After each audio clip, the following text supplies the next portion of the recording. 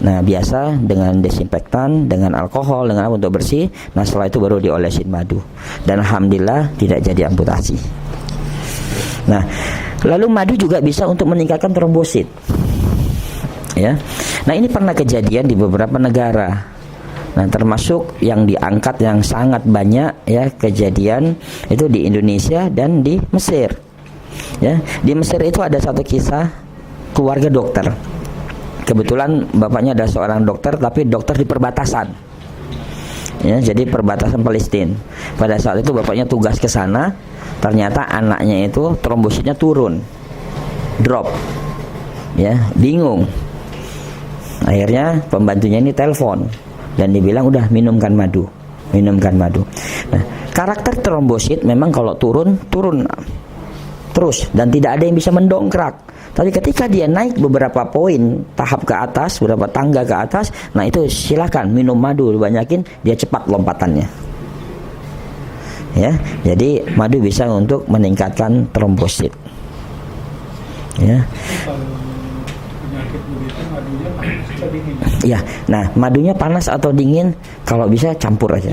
Tadi pagi yang sifatnya panas atau dingin. Ya, jadi silakan dua-duanya sangat berperan. Ya, jadi misalnya ketika dia drop ya pagi dia butuh stamina bikin madu panas. Ya. Nah, ketika dia malam misalnya untuk dingin nyenyak tidur dia bikin madu dingin. Jadi madu panas dingin. Ya, jadi biar aja madunya yang panas dingin, orangnya jangan. Ya. Nah, jadi di sini madu memang sangat luar biasa. Nah, di Indonesia madu yang memiliki antibakteri. Jadi kalau kita lihat urutan, kalau ini adalah kita berbicara tentang alam di Timur Tengah. Ya. Tapi di Indonesia berdasarkan dari perkataan Ibnu Qayyim juga, Ibnu Qayyim mengatakan dalam kitab Tibun Nabawinya bahwa herbal yang di sekitar kalian itu adalah herbal yang dibutuhkan oleh tubuh kita. Ya, jadi jangan heran, misalnya di antara kita, keluarga kita sering, Ustadz, saya sudah beli madu Yaman paling mahal, tapi nggak ada efeknya. Ya, saya katakan iya, karena kita adalah orang Indonesia yang tabiatnya, karakternya beda dengan mereka. Nah, maka dibutuhkan katalis. Maka dikatakan oleh Ibnu Qayyim adalah herbal yang ada di sekitar kalian adalah herbal yang tepat yang dibutuhkan oleh kalian. Maka dibutuhkannya katalis, dibutuhkannya guide. Ya, misalnya madu Yaman masuk nih ke kita nih. Kita orang Sunda, nggak tahu bahasa Arab, nggak tahu tentang kebiasaan-kebiasaan Arab. Gitu makan hanya Assalamualaikum. Setelah itu kita jawab Waalaikumsalam. Nah, yang ini bahasa Sunda, yang ini bahasa Arab. Bingung kan? Akhirnya madu juga nggak tahu, hanya senyum aja keluar lagi. Nah, maka adanya katalis, adanya pengantar untuk menerjemahkan, adanya guide untuk menerjemahkan. Nah, maka disitulah Islam memberikan arahan kepada kita untuk adaptasi. Ya, ada adaptasi, bab adaptasi. Misalnya kita dalam perjalanan, boleh dikosor untuk adaptasi dengan lingkungannya. Ya, baru setelah itu silakan. Kita mau lakukan kosor terus karena kita tidak mukim di sana, ya, atau karena kita menganggap wah udahlah kita sudah nyaman di sini, kita mau berenang. Berarti ada adaptasi. Nah, herbal juga begitu. Tidak ada herbal yang gitu minum langsung cespleng. Nah, maka ketika Al-Quran tadi mengangkat tentang warna dari madu, ya, warna hitam, warna coklat, dan kemerah-merahan atau kuning. Nah, ini dalam kajian At-Tibun Nabawi dan para ulama membagi warna itu menjadi ras manusianya. Ya, maka kalau kita lihat gini, saya orang Jawa, ya, madu mana yang cocok buat saya? Nah, kita lihat Jawa, oke, berarti madu yang cocok adalah madu yang asal dari sana. Saya sudah minum madu Sumbawa nggak ada reaksi, lembut dengan keras, butuh adaptasi. Ya, kalau dia mau rubah bisa, tapi butuh waktu 1 bulan. Tubuh baru bisa menerima respon 1 bulan. Tubuh baru bisa merubah semuanya kebiasaan buruk menjadi kebiasaan baik 3 bulan. Ya, jadi ada misteri angka 90 hari di dalam Al-Quran itu. Makanya masa iddah wanita itu 3 bulan, masa merubah. Ya, jadi menghilangkan stempel seorang suami, misalnya suaminya meninggal, istri baru bisa menikah lagi itu 3 bulan, terus stempel dalam dirinya itu hilang 3 bulan. Dan kita merubah kebiasaan kita dan menjadi alarm dalam diri kita itu 3 bulan. Ya, 1 bulan itu hanya merespon.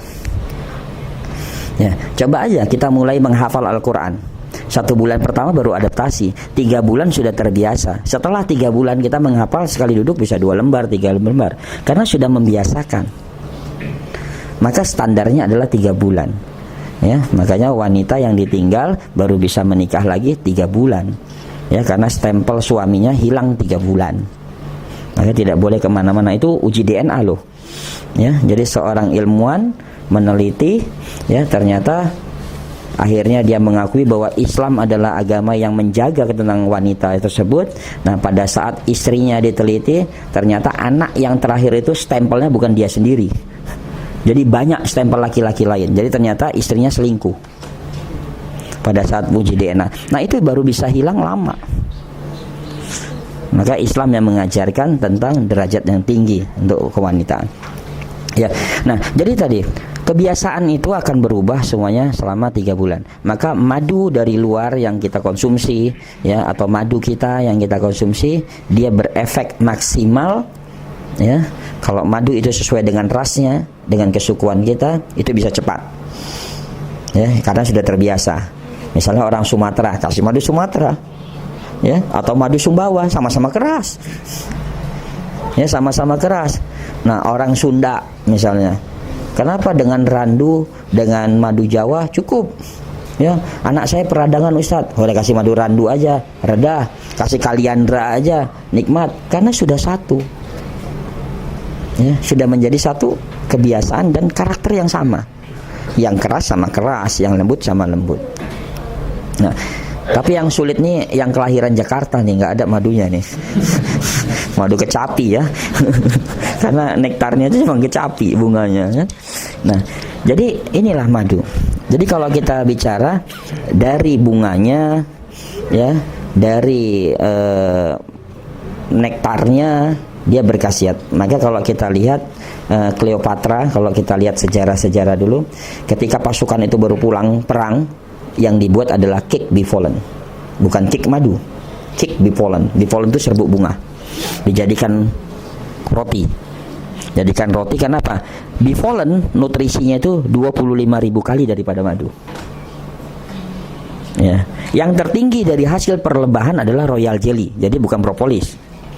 Ya, royal jelly itu memiliki nutrisi itu 35.000 kali sampai 50.000 kali daripada madu. Ini royal jelly. Ya, jadi memiliki nutrisi itu 35.000 kali sampai 50.000 kali daripada madu. Nah, itu menandakan ratu lebah itu usianya lebih lama daripada lebah pekerjanya, daripada lebah penjaganya. Nah, ratu lebah itu badannya lebih bersih dan lebih besar daripada lebah penjaganya atau lebah pekerjanya. Nah, tapi ratu lebah dia punya sinyal tersendiri sehingga lebah pekerja dan penjaga tidak salah kamar. Ya, coba aja dibawa ratu lebahnya, pasti nanti pasukannya itu yang dibawa, nggak pinjem pasukan lu ya. Yang ini marah. Jadi masing-masing punya pasukan. Makanya panen madu sama panen royal jelly resikonya lebih tinggi panen royal jelly, karena makanan ratunya. Ketika ratu terganggu, pasukan turun semuanya. Nah, maka dikatakan bahwa madu dari seluruhnya ini memiliki khasiat. Sarang lebahnya, sarang lebah yang murni tapi ya, bukan sarang yang dicetak, karena sekarang madu ternak sarangnya dicetak. Jadi lebah malas tuh. Apis mellifera itu malas ya, lebah peternak itu malas, jadi nggak bisa buat sarang sendiri. Nah, itu dicetak. Ya, walaupun cetaknya juga dengan malam, dengan lilin, tapi beda. Kalau sarang lebah asli itu buat sinusitis. Ya, jadi dimasak, bikin capcay, kan itu enak tuh sarang lebah tuh. Nah, itu buat sinusitis. Ya. Makanya kalau lihat hasil panen di Sumatera hasil panen beda-beda, Pak. Di Sumatera, Kalimantan, Sulawesi hasil panennya beda-beda. Ya, kalau Sumatera misalnya ini adalah pohon. Misalnya ini pohon. Nah, di sini adalah lebahnya. Kalau zaman dulu mereka ambil semuanya langsung. Ya. Jadi sehingga lebah sulit lagi. Tapi sekarang kita ajari, ya, kita sering ngasih penyuluhan dengan perhutani juga ngasih penyuluhan. Nah, itu kita ambil bagian yang sudah matang, jadi yang ketutup. Nah, tapi menjadi tradisi masyarakat di Indonesia ini masih banyak tradisi klenik. Tapi sebenarnya klenik itu mengandung makna. Nah, mereka mengambil ini yang paling enak, bivolennya banyak gitu. Nah, ini katanya dilempar. Buat apa? Buat makan harimau yang tidak kelihatan. Ya. Nah, jadi kan dilempar ke sini nih. Supaya hasil panen nanti ke depannya baik. Ya. Kalau kita hanya mikirnya negatifnya saja, pasti ini identik dengan klinik. Tapi kalau kita seorang ilmuwan yang mau meneliti, jelas nanti hasil panennya baik, karena lebah pas gitu dipanen nggak kemana-mana, dia pasti ada di bawah. Ketika musim bunga lagi, balik lagi. Karena di sini subsidi makanan cukup banyak. Jadi lebah itu hanya ada di sekitar wilayah terdekat dengan pohon tersebut. Maka dia berusaha ketika ada bunga, dia kembali lagi ke tempat yang terdekatnya. Ya, sama dengan kalau zaman dulu kita lihat di rumah-rumah banyak bawang merah ya, ditempel, wah ini sesajen begini bla bla bla bla. Ya, perlu kita pahami yang bisa menyerap udara kotor di dalam rumah kita yang disebabkan oleh bakteri atau virus, ya itu adalah bawang merah. Ya. Jadi deteksinya gampang, sederhana. Kalau kita mau deteksi, Ustadz anak saya di kamar depan sering sakit. Ya, yang pertama sebar aja bawang di bawah kasurnya, ya. Yang kedua kita makan apel, gigit, letakkan di kamar anak tersebut, hitung berapa detik dia berubah warna. Ya, nanti kamar lain kita gigit juga, kita hitung berapa detik ada perubahan warna. Nah, nanti perubahan warna yang cepat itu menandakan ruangan yang tidak sehat. Ya, kalau zaman dulu, kajian yang lalu saya sampaikan, zaman dulu membangun rumah sakit itu harus meletakkan daging di setiap sudut tanah. Jadi sebelum berdirinya Bimaristan, ya, yang mau membangun itu lihat lahan ini layak nggak bikin rumah sakit. Itu dikasih kayu, di atasnya itu daging, tempelin daging. 2 hari diperiksa, dagingnya itu berubah warna tidak. Kalau dia berubah kuning kehijauan, berarti tempat tersebut tidak layak untuk dijadikan rumah sakit karena penyebaran bakteri cepat di sana. Ya. Tapi kalau dia tidak berubah kuning kehijauan, warnanya hanya merah tapi menjadi pudar, nah itu tidak ada masalah. Berarti udara di sana sehat. Nah, jadi penyebaran bakteri. Nah, ini kaitannya apa? Makanya wanita haid, ya, seharusnya kalau di dalam herbal itu dikaji khusus. Wanita haid tidak boleh mengemas herbal. Wanita haid tidak boleh misalnya mengerjakan sesuatu biasa cepat basi. Ya, kalau masak cepat basi karena penyebaran bakterinya cepat. Ya, saya pernah dipanggil di salah satu perusahaan kosmetik, ya, di RH Klinik, pabriknya itu di Bekasi. Mereka bikin krim pagi sama krim malam, itu busuk semuanya. Hitungannya hanya seminggu busuk semuanya. Padahal mereka sudah pakai pengawet. Ya, mereka bilang apa karena dari herbalnya, Ustadz? Bukan. Kalau dari herbalnya, dari yang sebelumnya formula pasti busuk semuanya. Nah, akhirnya kita panggil, ya, kita tanya berapa orang wanita yang sedang haid ketika mengemas, ketika packing, ya, ketika mixing. Akhirnya lebih dari 60% pekerja wanitanya itu pada saat mengisi sedang haid. Ada yang di awal, ada yang di akhir, ada yang di tengah. Ya, makanya saya bilang coba sekarang kita coba wanita yang tidak haid untuk mixing, packaging, ya, pengemasan sampai finishing, kita lihat perkembangannya, uji. Nah, ternyata memang wanita haid itu cepat penyebaran bakteri di dalam tubuhnya. Ya, maka wajar Nabi menganjurkan ada batasan ketika wanita haid. Ya. Nah, jadi coba aja masak sering basi tuh. Cepat basi dibandingkan dengan wanita yang tidak sedang haid. Nah, jadi di awal, di tengah, di akhir juga beda-beda. Kalau di awal cepat sekali, ya, kalau dia seharusnya seminggu, 3 hari sudah basi, ya, sudah berubah warna. Yang di akhir masih lumayan, masih lebih lama. Ya, jadi itu Islam mengajarkan gitu.